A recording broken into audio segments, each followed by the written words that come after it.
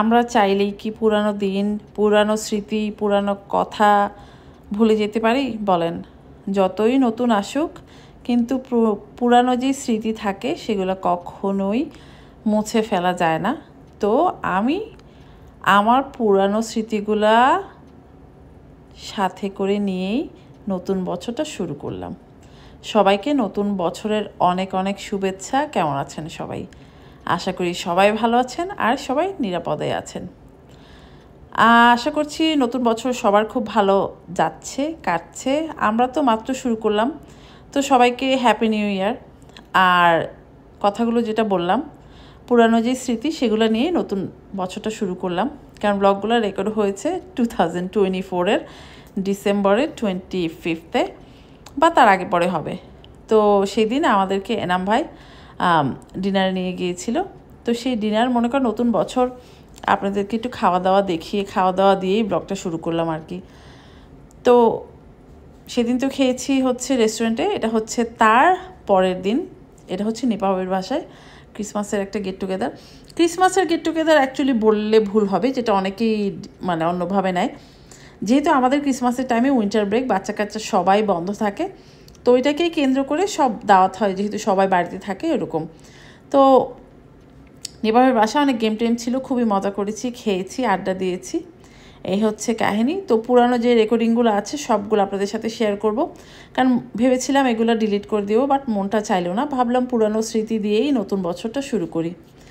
তো তারপর তো অনেক কিছু ঘটে গেছে, সব কিছু রেকর্ড আছে, একটু একটু করে শেয়ার করব। নিপাহের বাসার পরের দিন ছিল হচ্ছে জ্যোতি ভাবির মেয়ের গ্র্যাজুয়েশন। চলেন ওখানে যাই। একেবারে হড়বড় করে চলে এসেছি, বাসায় কিছু রেকর্ড করতে পারিনি, একবার পাগলা অবস্থা। বাইরে খুব ঠান্ডা। কোথায় এসেছি হচ্ছে জ্যোতি ভাবির মেয়েদের, দুই মেয়ের একসাথে গ্র্যাজুয়েশন, কলেজ গ্র্যাজুয়েশন। তো ওখানে এসেছি, বাইরে প্রচণ্ড ঠান্ডা। তো ভিতরে যাই, যে শেয়ার করবো না, চুলটা পাগলা হয়ে গেছে। তো আজকে কোন শাড়ি পরেছি কি দেখাবো না, যদি চেষ্টা করবো দেখানোর, যদি পারি দেখাবো, না হলে তো নাই। তো চলেন ভেতরে দেখি। তো আমরা এসেছি খাওয়া দাওয়া, ডেজার্ট টেবিলে, এই যে দেখেন কি সুন্দর। তো ঝটপট শেয়ার করে, আমি একটু লেট করে এসেছি, যদি খাওয়া দাওয়া খাই পরে কথা। চলেন। তুই অ্যাপিটাইজার খাইছিলি? ওই দিন যে তুজিনকে দেখিয়েছি, উনি হচ্ছে তুজিনের শাশুড়ি। উনি আমার ব্লগ রেগুলার দেখে, আজকে আর ভালো করে দেখিয়ে দিলাম, তাহলে এই ব্লগটা 2-3 বার দেখবে। তাহলে এখানে একটু ডেজার্ট খাই। চলেন, ডেজার্টে আছে জিলাপি। হ্যাঁ, মিষ্টি খাওয়া শুরু করে দিই আমরা। জিলাপি খাই, কেন 3টা তো বেজে যাচ্ছে, খাওয়া ঠিক। তো জিলাপি খাবো বলে চলে এসেছি। জিলাপি, কালাকান, এটা হচ্ছে হয়তোবা রসগোল্লা, বাট কিসে যায় না, Sandesh, cake.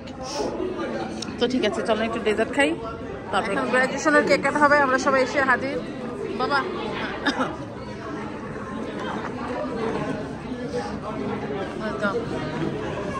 come on, let's go cut the cake. দাঁড়াও।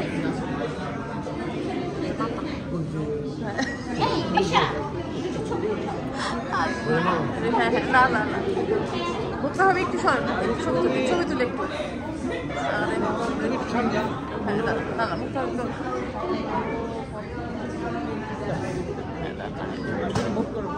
কেন ওনার হাতটা ওগুলোই সকল না তোর ভাই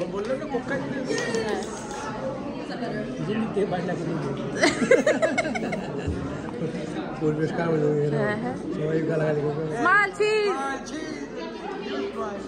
হ্যাঁ,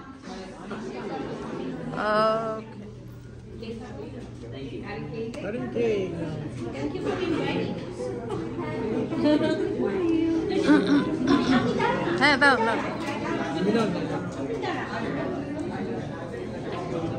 Ready? 1, 2, 3, cut the cake.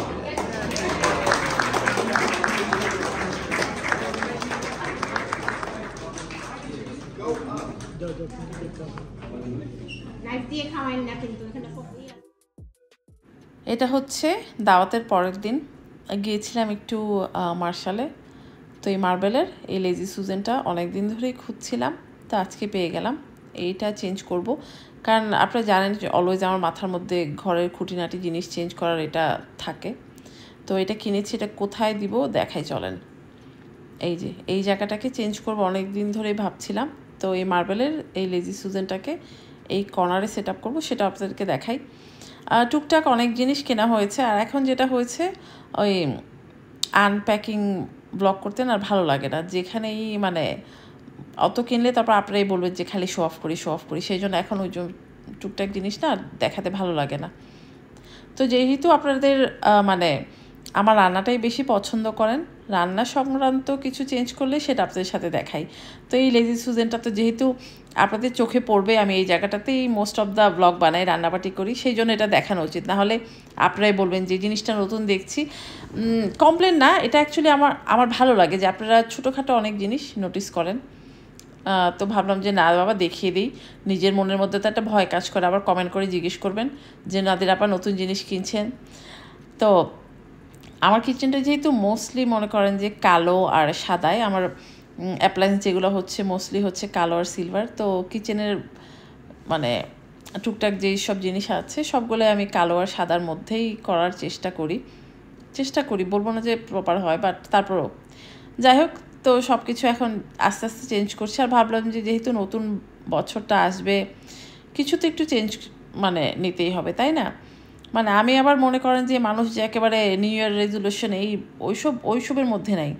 যারা যত বেশি রেজুলেশন করে তারা তত বেশি রেজুলেশন ভেঙে ফেলে। মনে করেন যে প্রথম 1 মাস সবাই ভাবে যে ওয়েট লুজ করব, প্রথম মনে করেন যে 15 দিন জিম টিম যে খাদ্য, তারপরে মনে করেন যত দিন বাড়তে থাকে তত সবার রেজুলেশন ভাঙতে থাকে, এরকম অবস্থা। তা আমার এরকম কিছুই নেই। ওই যে পিছনে যেই সাদা কেক স্ট্যান্ডটা দেখতে পাচ্ছেন সেটাও আমি চেঞ্জ করেছি, সামনে কোনো একদিন মনে থাকলে দেখাবো না, চলেন। তো এই যে দেখেন, ভালো লাগছে, খারাপ লাগছে না। তো আমি এখানে আরও টুকটাক মনে করেন যে জিনিস 1-2টা অ্যাড করেছি, সেগুলো এখনও রেকর্ডিং করা হয়নি। ইনশাল্লাহ যখন রান্নাবাটি করবো আপনারা দেখবেন। তো এই জায়গাটা কেমন লাগলো অবশ্যই কিন্তু জানাবেন, ঠিক আছে? তাই হচ্ছে কাহিনী। তো চলেন এরপরে কি করছি না করছি দেখাই। বললাম না, পুরানো দিনের স্মৃতিগুলো নিয়ে আমাদেরকে সামনে এগিয়ে যেতে হয়, এগিয়ে যেতে মানে হবেই। আর পুরানো দিনের স্মৃতি যদি ভুলে যাই না, তাহলে কিন্তু সামনে চলার পথে আমরা উন্নতি করতে পারবো না। তো আমি এখন নেল সেলনে চলে এসেছি। নেল সেলনের ওনার হচ্ছে মিস জিজাইল জামান। আমাকে জোর জবরদস্তি করে এখন নক করে দিবে, সেই জন্য বসিয়েছে। তো যাই হোক, নকটা কিছুদিন আগেই কেটে ফেলেছি, তারপরে সে এখন করে দিবে। এখন আমরা নক করব, মানে আমাকে ফোর্স করে নেল পালিশ লাগানোর উদ্দেশ্য হচ্ছে এই পুরো কিটটা সে নতুন কিনেছে, তো সেই জন্য এখন আমাকে জোর জবরদস্তি এসে, মানে এর আগেও একদিন বলেছে, আমি অ্যাভয়েড করে গেছি, আজকে এসে একেবারে ঘটা করে ধরেছে, তো সেই জন্য বললাম ঠিক আছে করে দাও। এখন আমি নক করবো কেউ নেল পালিশ দিয়ে এটার ভিতরে, মানে ওই এটার ভিতর দিয়ে শুকিয়ে ফেলবো। ও মাই গুডনেস, ঠিক আছে। তো যাই হোক, নেল করি, দেখাবো না নেল পালিশ, চলেন। তারপর এসে, can you tell them how much you charge? Or it's free? $500. Oh my goodness. What color is that? Oh no, I can't find it. You said per nail $500? Yeah, per nail. Thank you so much. তো ঠিক আছে, nail polish লাগাই, তারপরে দেখাবো না final look. How about you do green and red?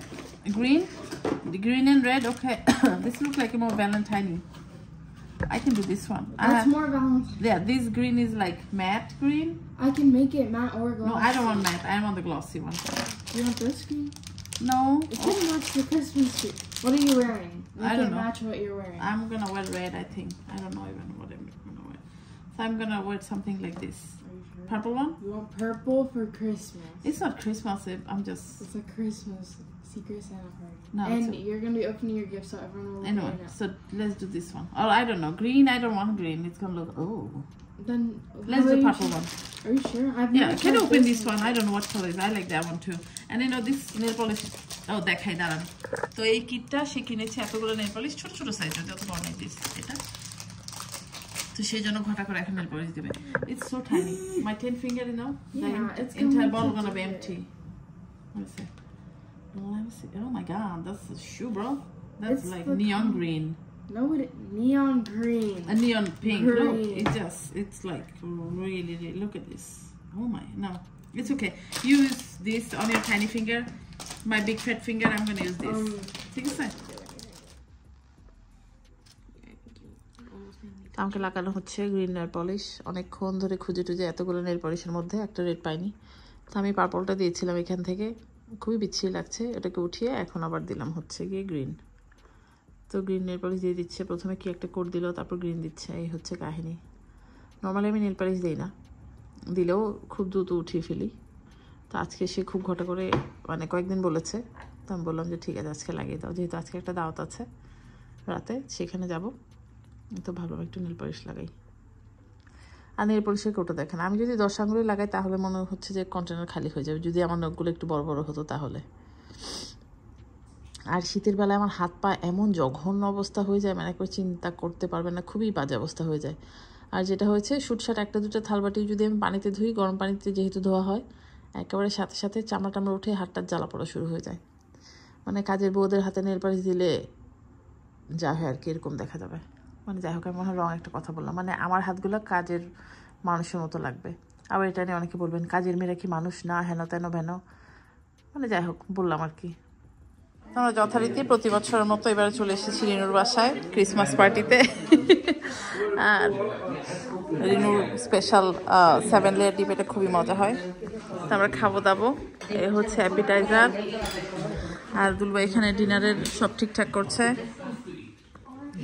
হ্যাঁ, তো ঠিক আছে, খাওয়া দাওয়ার সব সার্ভ হোক, তারপরে ইনশাল্লাহ একটু একটু করে সব শেয়ার করবো না, চলেন।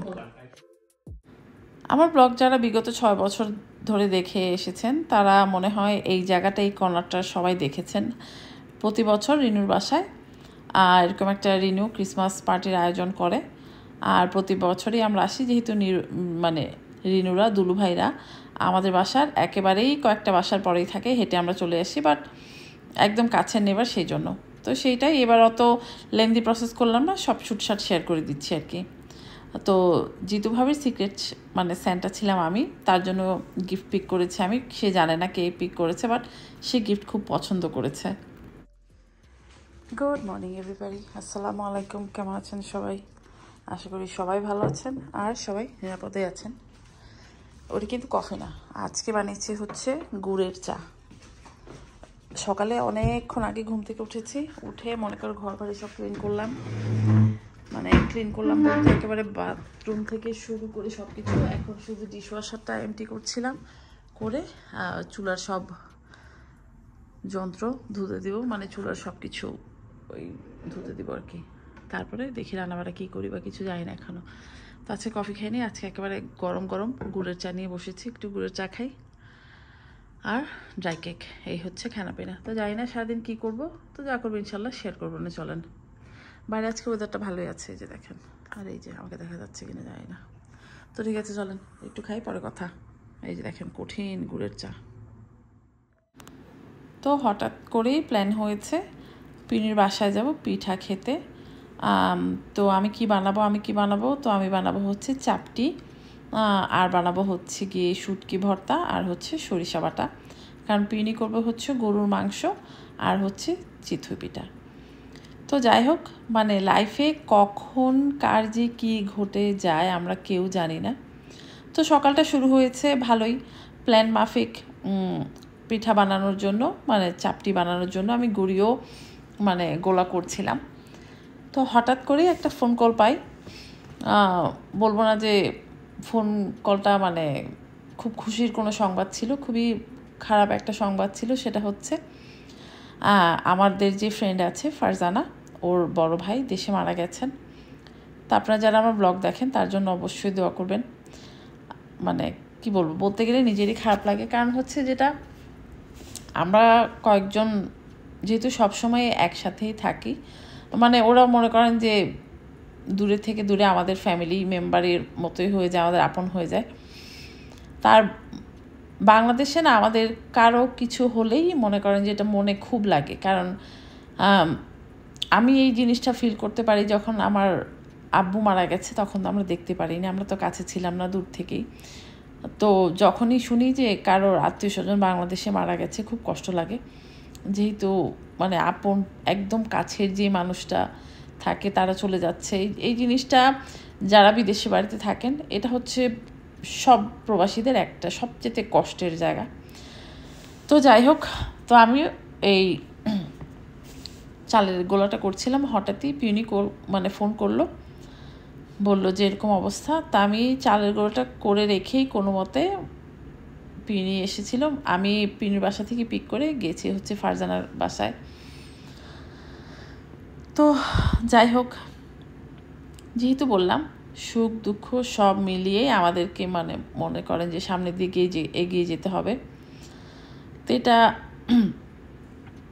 ঘটলো হচ্ছে কবে, হ্যাঁ ক্রিসমাসের কয়েকদিন, হ্যাঁ ক্রিসমাসের পরেই ঘটেছে আর কি। তো যাই হোক, তো চালের গুঁড়োটা কীভাবে করছি সেটা আপনাদের দেখাই।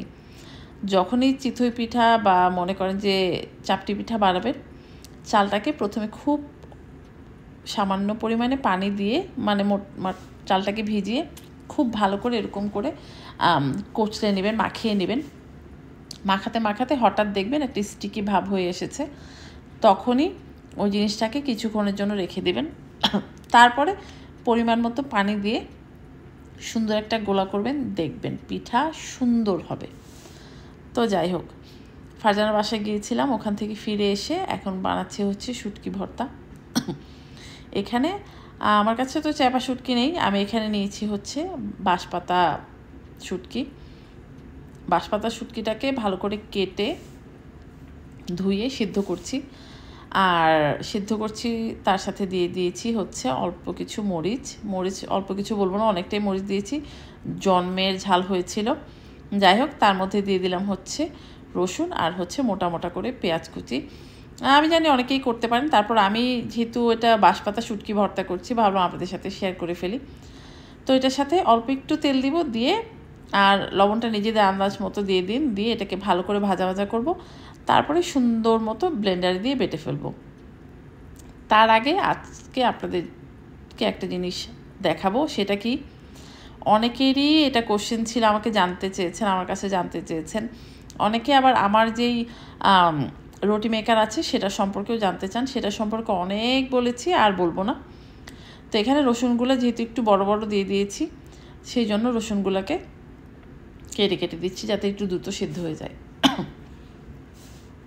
আপনারা কিন্তু এই জিনিসটা আবার করতে যেন না, বুঝছেন, আপনারা আগে ভাগে কেটে দিয়ে দিন। আমি না কেটে একেবারে হজবরল জলদি জলদি করে দিয়ে দিয়েছি, কারণ পিনির বাসায় একটু আমাদের 6টার দিকে যাওয়ার কথা ছিল, যেহেতু মাঝখানে আমরা বাসায় ছিলাম না, সেই জন্য এসে একটু তাড়াহুড়ো করেই কাজটা করছি। যাই হোক, শুটকিটা মানে মিডিয়ামে, একদম মিডিয়াম লোতে দিয়ে হালকা একটু পানি দিয়ে আমি আবার বসিয়ে দিব, যাতে মানে কি বলবো রসুনগুলো সিদ্ধ হয়ে যায়। তো রসুনগুলো সিদ্ধ হয়ে গেছে, তারপর এটাকে একটু ঠান্ডা করে বেটে ফেলবো। আমি আবার সরিষা বাটাও করেছিলাম, যেহেতু পিউনি বলেছি চিতই পিঠা মানে খাওয়াবে গরুর মাংস দিয়ে, তো সেই জন্য একটু শুটকি বাটাও মানে সরিষা বাটাও করব। তো এই যে দেখেন রসুন কিন্তু গলে গেছে, আপনাদেরকে দেখিয়ে দিলাম, কারণ মানে কি বলবার। তো যাই হোক, তো আজকে আপনাদেরকে কি দেখাবো, সেদিন একটা আপু কমেন্ট করেছিল যে আমি যে পেঁয়াজগুলো কাটি সেই মেশিনটা দেখতে কেমন, কী নাম, সেটাকে আজকে দেখাবো। আর যে রুটি মেকারটা, সেই রুটি মেকারটা অনেক বয়স হয়ে গেছে, বুঝছেন, অনেক বয়স রুটি মেকারটার, ওটার নামটামও চলে গেছে। সেটা আমি কোনো এক মানে পাটেল বাজার থেকে নিয়েছিলাম, কোনো একটা ইন্ডিয়ান ব্র্যান্ড, ওটার নাম সব উঠে গেছে। আর যেহেতু অনেক বছর পুরানো, নাম আমার মনে নেই, আপনাদেরকে দেখাবো যে সেটাও দেখাতে পারবো না, যেহেতু নামটা উঠে গেছে। তো যাই হোক, এই যে দেখেন সেই ম্যাজিক্যাল কাটার, যেটা মনে করেন যে আমি এটা দিয়ে মনে করেন পেঁয়াজ নিমিশেই 10 পাউন্ড পেঁয়াজ মনে হয় কেটে ফেলতে পারবো। এই যে দেখেন, এই হচ্ছে সেই পেঁয়াজ কাটিং মেশিন, যেটাকে আমি নাম দিয়েছি এই অল ফর ওয়ান। তো এটা মনে করেন অ্যামাজনে দেখতে পারেন, এরকম পেঁয়াজটা দিবেন, দিয়ে এই যে উপরে হ্যান্ডেলটা চাপ দিবেন, সব দেখেন কি সুন্দর নিমিশেই একদম মিহিকুচি হয়ে বের হয়ে যায়। মানে এই জিনিসটা দিয়ে পেঁয়াজ কাটা যে কত ইজি। তারপর হচ্ছে এটা দিয়ে আমি এখন সালাদও কেটে ফেলি, যদি মনে করেন যে আলু ভাজি করতে চান, এর চাইতে ভালো মানে আলু কাটার মেশিন কোথাও পাবেন না। এই যে দেখেন, আপনাদেরকে একেবারে সুন্দর ভালো আমি রিভিউ দিয়ে দিচ্ছি, কিভাবে কি করতে হয় দেখিয়ে দিচ্ছি।